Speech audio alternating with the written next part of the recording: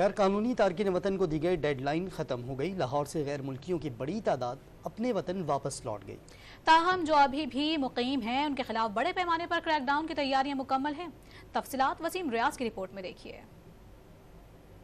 غیر قانونی طور پر مقیم غیر ملکیوں کے انخلاء کے لیے پنجاب میں نصب 25 لاکھ کیمروں کی میپنگ کر لی گئی۔ لاہور میں افغانیوں سمیت دیگر غیر ملکیوں کی موجودگی پر 10 مقامات کو ہاٹ سپاٹ قرار دے دیا گیا۔ لاہور کے علاقہ شادرہ، فرخ آباد، سگیاں، بند روڈ اور دریائے راوی سے ملحقہ آبادیوں کے علاوہ جنوبی لاہور کی بستیوں کی مانیٹرنگ کی جا رہی ہے۔ ہم نے ایک پالیسی بنائی ایپیکس کمیٹی میں، عسکری قیادت نے اور وزیر اعظم پاکستان نے ہمیں ایک گائیڈ لائن دی، انٹیریئر منسٹر نے اس کی ایک ٹائم لائن ایشو کی، ڈسٹرکٹ وائز ڈیٹ وائز یہ پالیسی ہے۔ Home department, deputy commissioner, chief secretary اور چیف منسٹر اس کو ایویلیویٹ بھی کر رہے ہیں، ہمارا ساتھ بھی دے رہے ہیں، اور اس طرح لوگ خود بھی جا رہے ہیں، اور ہم نے ڈیٹ وائز ضلع وائز لوگوں کو یہاں سے نکالنے کا پروسیس شروع کر دیا ہے۔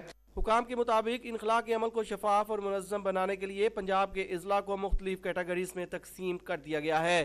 ہمارا تعلق سرجی افغانستان سے، ہم تقریباً 35 سال سے یہاں پہ رہ رہے ہیں۔ اسمارٹ کارڈ ہمارا پاس موجود ہے، پورا فیملی کے پاس بلکہ موجود ہے۔ سارا علاقہ تو افغانی سے بھرا ہوا تھا، تو تقریباً وہ 100% میں سے تو 70% گیا ہوا افغانستان پہ واپس۔